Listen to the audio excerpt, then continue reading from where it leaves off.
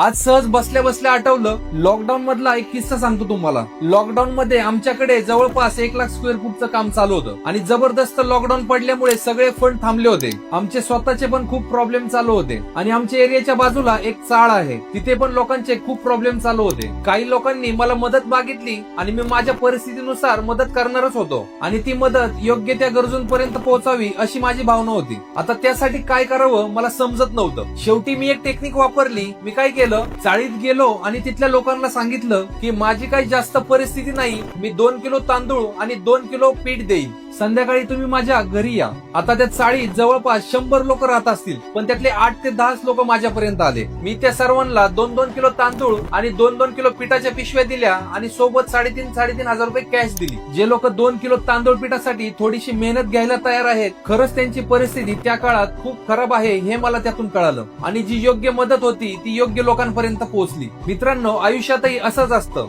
की जे जास्त गरजू असतात ना, त्यांना सर्वात मोठ्या संध्या मिळतात आणि ज्यांचं पोट थोडंफार भरलेलं असतं ना, ते अशा कुठल्या संधीसाठी पुढे जात नाहीत आणि आयुष्यभर कायम स्ट्रगल करत राहतात। त्याच्यामुळे तुमची परिस्थिती कशी असो, तुमची भूक मोठी ठेवा आणि येणाऱ्या प्रत्येक संधीसाठी जीव तोडून ताकद लावा।